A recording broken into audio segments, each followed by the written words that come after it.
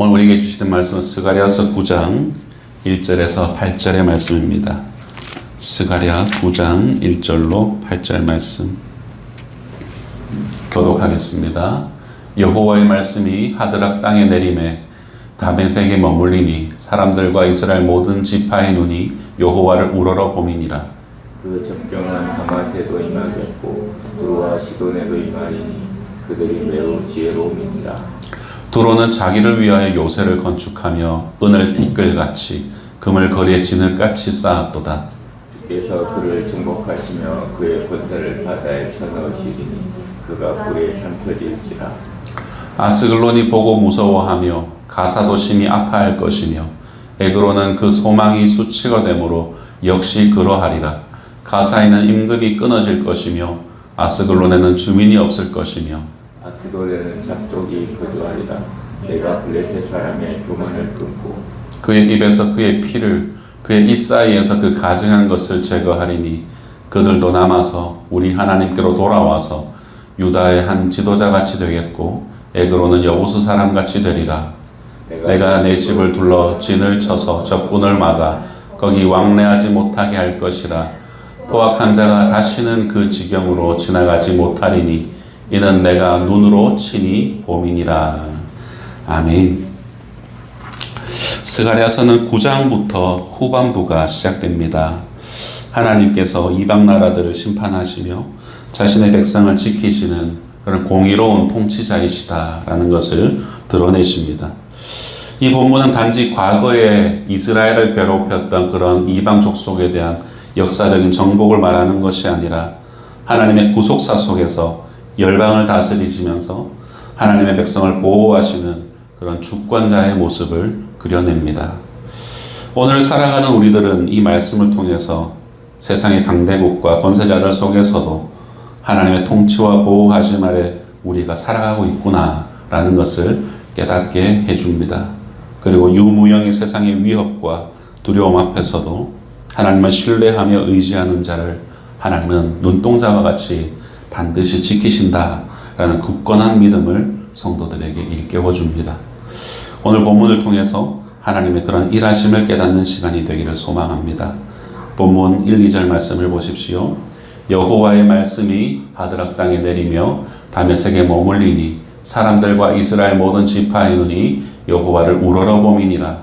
그 적경한 하맛에도 임하겠고 두로와 시돈에도 임하리니 그들이 매우 지혜로움이니라.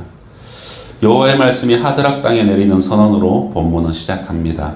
하드락은 시리아 북부 지역을 가리키고 있고 이와 더불어 다메섹, 하맛, 두로, 시돈과 같은 당시 이 이스라엘 주변에 있는 이방 도시들도 함께 언급이 되죠. 이 지역들은 해상무역이나 강을 통하여서 문명이 발달했던 도시였고 그로 인해 경제적으로 군사적으로 강력했던 그런 민족들입니다. 이들은 이스라엘을 압박하던 주변 세력들이었습니다. 그런 이들을 향해서 하나님은 말씀하시죠. 사람들과 모든 지파의 눈이 여호와를 우러러본다 라고 말씀하고 있습니다. 여기서 우러러본다라는 표현은 히브리어로 에인 아담이라 하여서 사람의 눈이라는 그런 단어가 쓰여졌습니다. 그런데 이는 단순히 쳐다본다라는 그런 의미를 넘어서서 하나님께 집중하고 하나님께 의지하며 하나님이 하시는 그 심판을 목도하는 그런 백성의 태도를 보여주는 표현, 그것이 바로 에인 아담입니다. 이 와중에 두로에 대한 심판은 특별히 더 상세하게 기록됩니다. 3, 4절 말씀입니다. 두로는 자기를 위하여 요새를 건축하며 은을 티끌같이 금을 거리에 진흙같이 쌓았도다. 주께서 그를 정복하시며 그의 권세를 바다에 쳐넣으시리니 그가 불에 삼켜질지라. 먼저 두로의 경제적 풍성함을 은유적으로 그렇게 표현하죠. 그들에게 주어진 이 경제적 풍성함이 은이 티끌처럼 많고 이 금이 거리에 진흙같이 쌓였다라고 그들의 경제적 풍성함을 표현합니다. 이들은 당시 지중해 연안의 해상무역을 통해서 엄청난 부를 누리는 그 나라가 바로 두로라는 나라였습니다. 하지만 하나님은 그 성을 정복하시고 그들이 떵떵거리던 그 권세를 바다에 쳐넣으시고 그것들이 불에 삼켜질 것이라고 두로를 향하여서 예언하십니다.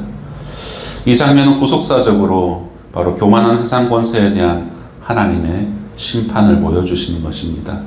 단지 이스라엘을 괴롭히던 고대 도시들의 흥망성쇠를 표현한 것이 아니라 오늘날 우리가 의지하고 있는 세속적인 힘과 교만에 대해서 하나님은 내버려 두시지 않으신다라는 하나님의 경고로 우리는 읽을 수 있어야 됩니다. 하나님은 진정한 통치자이시며 하나님의 뜻에 반하는 세력은 반드시 역사 가운데서 무너진다라는 것을 보여주신 것이죠. 그렇게 도로의 심판에 이어서 블레셋의 도시들에 대해서도 심판을 선언합니다. 5절 말씀을 보십시오. 아스글론이 보고 무서워하며 가사도 심히 아파할 것이며 에그로는 그 소망이 수치가 되므로 역시 그러하리라.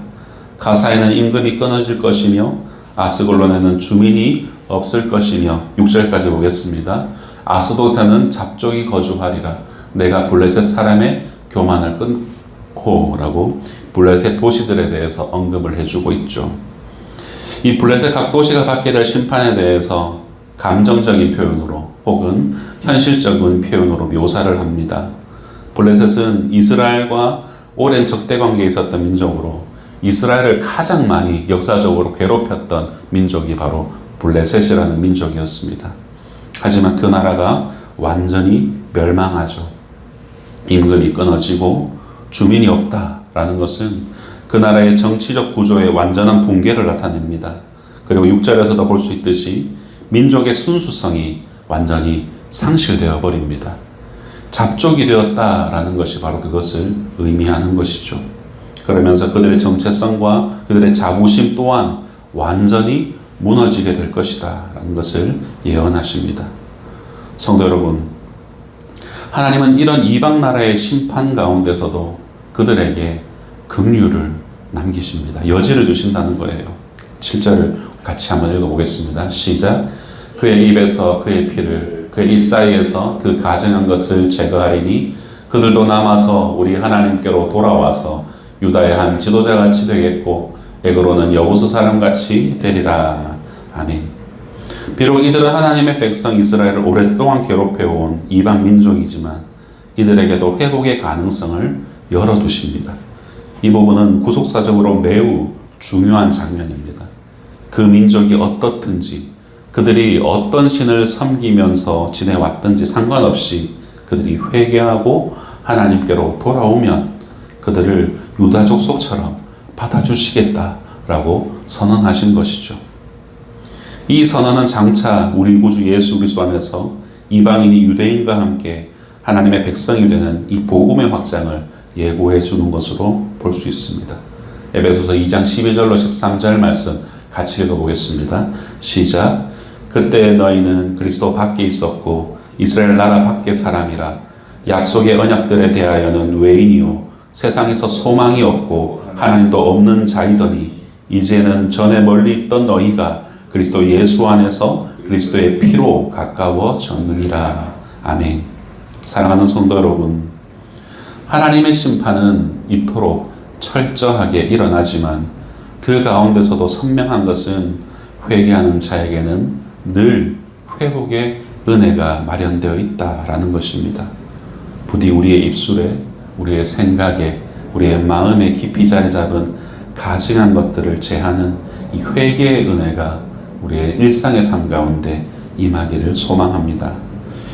마지막으로 본문은 여호와의 집이 있는 이 예루살렘으로 초점이 이동합니다. 그리고 그곳에서 하나님의 보호하심을 선언하면서 본문은 마무리가 되어지죠. 8절을 같이 읽어보겠습니다. 시작. 내가 내 집을 둘러 진을 쳐서 적군을 막아 거기 왕래하지 못하게 할 것이라. 포악한 자가 다시는 그 지경으로 지나가지 못하리니 이는 내가 눈으로 친히 봄이니라. 아멘. 여러분, 고대 근동에서 전쟁은 신적 전쟁이라고 하였습니다. 신이 이제 전쟁을 마치고 그의 성전으로 돌아왔다는 것은 그가 승리를 거두고 그의 왕권을 굳건히 세웠다라는 것을 의미했습니다. 이 스갈에 앞선 8장까지 8번의 환상 가운데 나타내셨듯이 하나님은 다시 시온으로 돌아오셨고 자신이 친히 불성곽으로 이 시온을 보호할 것이라고 약속하셨습니다. 하나님은 예루살렘에 거할 뿐만이 아니라 그의 눈으로 온 세상을 지켜보고 계십니다. 그러므로 적군이 왕래하지 못하게 할 것이고 다시는 포악한 자들이 그들의 지경, 그들의 땅으로 지나가지 못하게 하실 것입니다. 여기서 이 8절의 마지막 문장인 내가 눈으로 친히 본다라는 이 문장은 1절의 마지막 문장인 사람들과 이스라엘 모든 지파의 눈이 여호와를 우러러 본다라는 것과 대응이 되어서 이 본문의 단락 전체를 백성들의 시선과 그리고 하나님의 시선이라는 이 틀로 연결시켜 주고 있습니다. 그래서 백성들이 우러러보는 시선과 하나님이 바라보는 시선, 이 틀 안에서 앞선 이 모든 이방 족속에 대한 심판과 그들의 회복에 대한 여지를 하나님은 설명하셨던 것이죠. 여러분, 이것이 우리에게는 너무나도 큰 위로이며 확신을 주는 하나님의 약속인 것입니다. 왕관의 보석 같은 사랑하는 성도 여러분, 말씀을 맺겠습니다. 오늘 본문은 단순히 이스라엘 주변의 이방 도시들에 대한 심판 선언이 아닙니다. 오히려 구속사의 흐름 속에서 하나님의 공의와 긍휼, 통치와 보호가 어떻게 실현되는지를 보여주는 중요한 본문이죠. 하나님은 열방의 교만을 꺾으시되 그 가운데서도 회개하는 자들을 품으시면서 자신의 백성은 친히 둘러 진을 지켜 보호하시겠다라고 약속하셨습니다. 오늘 우리도 이 말씀을 통해 우리는 여전히 세상의 불안과 위협 앞에서 살아가고 있지만 그 가운데서도 두려워하지 않고 오직 하나님의 주권과 하나님의 보호하심을 신뢰하며 살아가야 할 것을 우리에게 요청하고 있습니다. 하나님은 지금도 우리를 보고 계시며 눈동자와 같이 지키신다, 우리에게 시선을 고정하신다 라는 사실을 의심하지 않고 마찬가지로 우리의 시선을 하나님께 고정하면서 살아가시는 그런 성도님들 되시기를 주님의 이름으로 축원드립니다. 아멘. 기도하겠습니다.